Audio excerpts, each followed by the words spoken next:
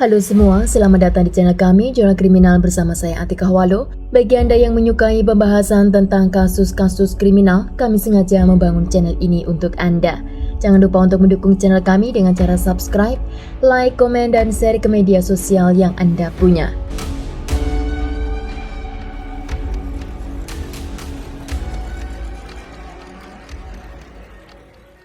Seorang wanita yang bernama Melanie L. Urubi lahir pada tanggal 9 September pada tahun 1948. Saat kejadian, Melanie berstatus janda dan telah memiliki satu orang anak yang berusia 8 tahun. Melanie saat itu bekerja sebagai perawat di rumah sakit kota Pacoima dan kota ini sekitar 12 km dari tengah kota Los Angeles, California, Amerika Serikat. Pada tanggal 15 November pada tahun 1980, pada pukul 10.45 malam, Melanie mendapat shift malam di tempat kerjanya.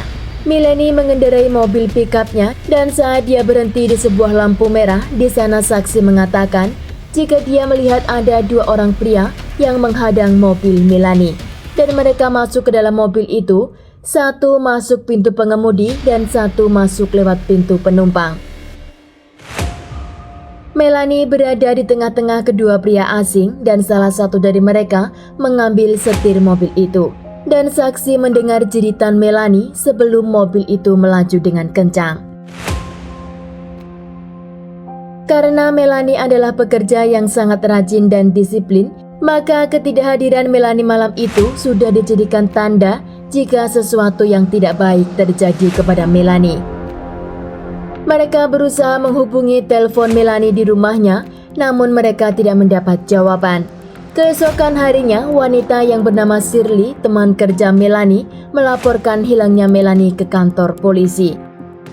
Hari itu, polisi juga mendapat laporan dari warga yang menemukan mobil terbakar dan ternyata mobil pick-up itu adalah milik Melanie. Di sana, polisi berusaha mencari jejak pelaku dan juga mencari keberadaan tubuh Melanie. Polisi menemui saksi yang melihat kejadian di lampu merah dan di sana dia menjelaskan lagi jika dibelokkan jalan mereka membuang sesuatu dari dalam jendela mobil. Dan polisi menemukan di tempat itu adalah box tisu basah di dekat selokan. Box tisu itu dibawa ke tempat kerja Melanie dan teman Melanie yang bernama Ruby, dia menyatakan jika tisu itu benar milik Melanie. Polisi kini mencari bantuan lewat media untuk menyiarkan hilangnya Melanie dan menginformasikan kepada siapapun yang melihat Melanie untuk segera melaporkan ke kantor polisi. Pencarian terhadap Melanie dilakukan secara besar-besaran hingga mengerahkan penunggang kuda untuk menelusuri wilayah jurang yang ada di area itu. Namun mereka tidak menemukan jejak Melanie. Pada tanggal 17 Desember pada tahun 1980, 2 hari setelah hilangnya Melanie, seorang wanita yang bernama Etta Smith, dia berusia 32 tahun, kala itu dia bekerja di sebuah pabrik pengiriman barang yang berjarak sekitar 15 km dari kota Pacoima. Etta Smith mendengar berita dari radio jika Melanie dinyatakan hilang dan saat itu Etta tidak mengenal Melanie atau tahu tentang kasus itu. Tiba-tiba Etta mendapat penglihatan yang sangat jelas dan sepertinya dia melihat sebuah film di layar kaca.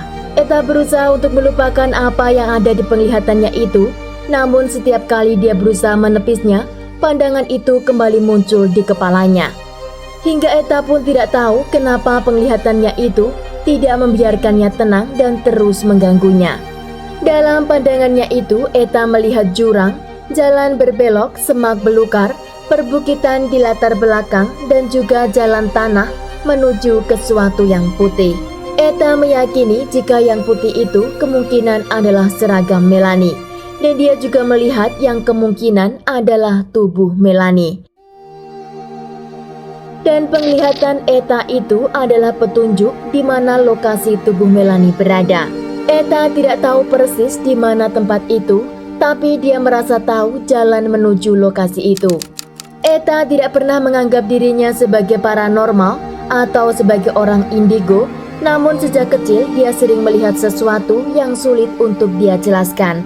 Karena dia sama sekali tidak tahu apa yang dimaksud dalam pandangannya itu, bahkan dia sering mengatakan apa yang dia lihat kepada ibu kandungnya. Namun ibunya selalu berpesan agar tidak menceritakan apa yang dia lihat kepada orang lain. Eta pun mulai kebingungan untuk mengatakan kepada polisi atas informasi itu atau menyimpannya sendiri. Akhirnya Eta pergi ke kantor polisi karena penglihatannya itu terus mengganggunya. Maka dia pikir jika pandangannya itu benar dan dapat membantu menemukan Melanie, maka dia akan mengambil resiko walaupun nanti dia akan dibilang sebagai orang gila. Eta pun pergi ke kantor polisi dan bertemu dengan seorang detektif dan dia menjelaskan apa yang dia lihat. Detektif yang bernama Lee Ryan terlepas dari skeptisismenya merasa bahwa Eta dapat dipercaya. Detektif itu menanyakan tentang apa yang Eta ketahui tentang hilangnya Melanie. Eta menunjukkan dengan tepat area di mana dia yakin tubuh Melanie akan ditemukan, dan dia menunjukkan tempat itu di sebuah peta. Eta menunjuk bagian terpencil di lembah San Fernando Lopez Cayenne di atas Lakeview Terrace. Dia memiliki perasaan yang kuat bahwa Melanie hidup atau mati ada di tempat itu, dan dorongan yang sangat kuat untuk mencarinya secepat mungkin. Hari itu Eta sangat khawatir jika polisi masih menganggap jika informasinya itu tidak serius. Dan karena penglihatannya muncul kembali, Eta memutuskan untuk mencari di daerah itu pada hari yang sama. Eta hari itu ditemani oleh beberapa anggota keluarganya untuk menjelajahi puncak tebing dengan mobilnya. Di sana dia merasakan trauma yang berat atas kehadiran Melanie. Dia sangat yakin dalam benaknya bahwa Melanie ada di tebing itu. Lalu dia memutuskan untuk menuruni tebing sekali lagi. Di sana dia melihat ada jejak ban mobil dan dia merasakan trauma yang sama. Dan entah bagaimana dia tahu bahwa kendaraan itu terlibat dengan kejadian yang menimpa Melanie. Lebih jauh ke bawah tebing mereka berhenti lagi dan di sana putri Eta melihat sesuatu yang aneh di balik semak-semak. Eta mulai berjalan menuju ke arah itu dan dia melihat di sana ada sesosok tubuh dengan sepatu perawat putih. Eta mengatakan pemandangan itu sama persis seperti yang ada dalam penglihatannya. Eta segera menghubungi polisi dan mengatakan jika dia telah menemukan jasad seseorang. Polisi tiba di tempat lokal dan mereka mengambil jasad itu untuk dilakukan otopsi. Di sana polisi mengatakan jika jasad itu dalam keadaan penuh luka lebam, luka di bagian tengkuk bagian belakang, dan juga kondisi korban dalam keadaan tidak berpakaian. Hasil dari otopsi menyatakan jika mayat itu benar milik Melanie Urubi dan dia telah dirampok, ditelanjangi, diperkosa, dan dipukuli sampai mati. Penglihatan Eta seperti yang dia gambarkan telah terkonfirmasi. Meskipun Eta telah membantu polisi menemukan mayat Melanie, namun kini dia dicurigai sebagai pelaku atas kematian korban. Karena tidak semua orang percaya dengan apa yang dilihat oleh Indigo seperti apa yang dilihat oleh Eta.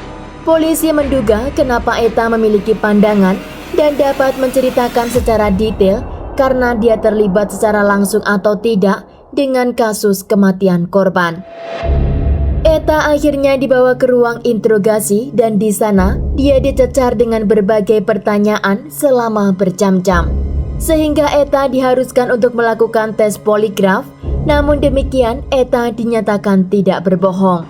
Namun polisi masih menduga jika Eta berbohong dan belajar untuk mengontrol pernafasannya. Polisi percaya jika Eta tidak terlibat dengan para pelaku, maka kemungkinan dia mendapat informasi itu dari orang terdekat pelaku, atau kemungkinan seseorang yang pernah mendengar sesuatu tetapi takut untuk mengungkapkannya. Polisi mengira motivasinya untuk mengaku memiliki penglihatan hanya untuk keuntungan finansial.